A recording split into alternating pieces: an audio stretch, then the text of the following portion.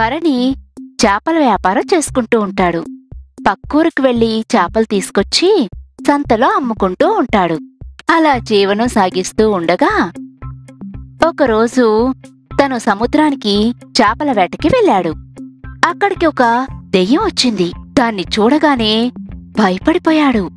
కాని ఆ భయాన్ని బయటికి చూపించుకోకుండా, నువ్వు ఎవరు? నేనే సముద్రపు దెయ్యాన్ని అని గంభీరంగా చెప్పింది. ఏంటి, సముద్రపు దయ్యమా? అని తెలియనట్టే అడిగాడు ఆ వేటగాడు. ఏంటి, ఇంతకు ముందెప్పుడు నా గురించి వినలేదా అని అడిగింది ఆ దెయ్యం. అందుకు భరణి, లేదే, నేను ఇప్పటి వరకు నీ గురించి అస్సలు ఏం వినలేదు. ఓ అలాగా, అయితే ఇప్పటికైనా తెలుసుకో. నేనే సముద్రపు దెయ్యాన్ని. నా అధీనంలోనే ఈ సముద్రం ఉంది. ఇది నా ప్రదేశం. ఇక్కడ హద్దు మీరి చేపల పట్టడం నేరం.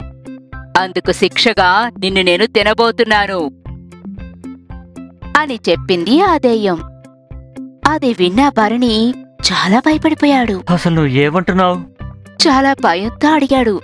అందుకు ఆ దెయ్యం, అవును, నేను నిన్ను తినబోతున్నాను అలా చెప్పుకుంటూ తన ముందుకు వచ్చింది. వద్దొద్దు, నన్ను ఏవి చెయ్యకు. నాకంటూ ఓ కుటుంబం ఉంది. నాకు భార్య, పిల్లలు కూడా ఉన్నారు.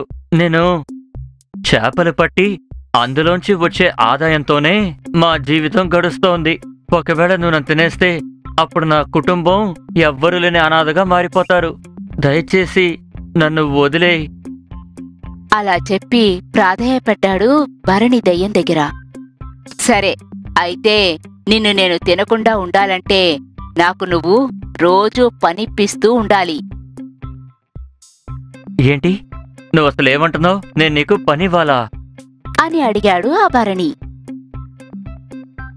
అవును, నువ్వు నాకు ఏదైనా పనిస్తే నేను ఆ పని చూసుకుంటూ ఉంటాను.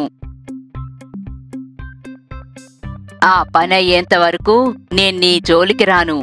కాని ఆ పని పూర్తయిన వెంటనే మళ్ళీ నాకు ఏదో ఒక పనివ్వాలి. నేను పని చేసేంత వరకు నిన్ను తినాలన్న ధ్యాసే నాకు రాదు. అందుకని ఒక పని అయిపోయిన వెంటనే మళ్ళీ ఇంకో పని ఇవ్వాలి అని చెప్పింది భరణికి. తనకి ఏమీ అర్థం కాలేదు. ఏంట్రా అబ్బా ఇది, మనం ఇలా సముద్రపు దెయ్యం దగ్గర ఇరుక్కున్నామే అని ఆలోచిస్తూ నిలబడిపోయాడు. ఏం చేయాలా అర్థం కాలేదు. ఏంటి, నాకు ఏం పనివ్వబోతున్నావు అని దబాయిస్తూ అడిగింది ఆ దెయ్యం భరణిని. కాసేపు ఆగు, ఆలోచిస్తున్నాను అని చెప్పాడు భరణి. అందుకు నా దగ్గర సమయం లేదు. నీ దగ్గర పని లేకపోతే చెప్పు, నిన్ను తినేసి వెళ్ళి నేను వేరే పని చూసుకుంటాను అని చెప్పింది దెయ్యం. వెంటనే రూపాయి నాణయం తీసుకొని సముద్రంలోకి విసిరాడు ఆ వేటగాడు. ఆ నాణయం సముద్రం నీటిలోపలికి వెళ్ళిపోయింది. భరణి దెయ్యాన్ని చూస్తూ, నీకు పని చెప్తానుండు. నువ్వు వెళ్ళి నాణ్యాన్ని తీసుకురా. వెంటనే ఆ దయ్యం అక్కడ్నుండి మాయమైపోయింది. అమ్మయ్యా, బాధ వదిలిపోయింది అని అనుకున్నాడు ఆ భరణి.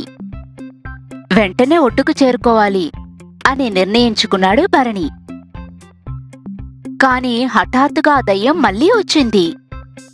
అయ్యయ్యో, మళ్ళీ దయ్యం వచ్చేసిందే. అలా అనుకుంటూ ఉండగా దెయ్యం తన చేతిలో ఉన్న ఆ నాణ్యాన్ని విసిరికొట్టి, ఇదిగో తీసుకో, నువ్వు సముద్రంలోకి విసిరేసిన నాణయం అని చెప్పి తనకి ఇచ్చింది. తర్వాత పనేంటో చెప్పు అని చెప్పింది దెయ్యం. భరణికి ఏం చేయాలో అర్థం కాలేదు. సముద్రంలో వేసిన నాణయాన్నే కొన్ని క్షణాల్లో తిరిగి తీసుకొచ్చింది. ఈ దెయ్యానికి ఏం పనిస్తే బావుంటుంది? ఏ పనిచ్చినా కూడా ఇట్టే చేసేస్తుంది.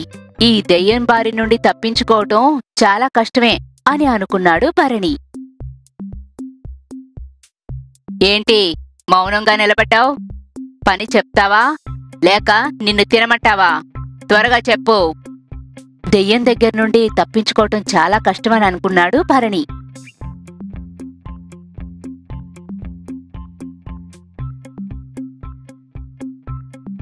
అప్పుడు వెంటనే భరణికి ఒక అద్భుతమైన ఉపాయం అనిపించింది నువ్వు అక్కడే ఉండు. అని చెప్పాడు భరణి. దెయ్యం అక్కడే ఆగిపోయింది. తన దగ్గరున్న మంచినీళ్ల సీసాని తీశాడు.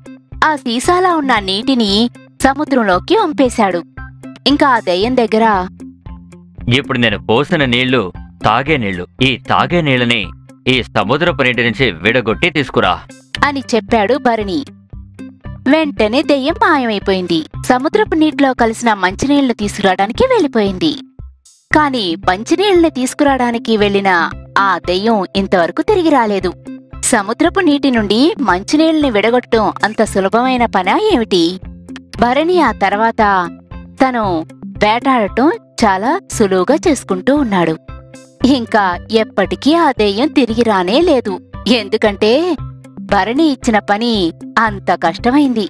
తన తెలివితేటలతో శాశ్వతంగా తప్పించుకున్నాడు ఆ దయ్యం బారి నుండి భరణి.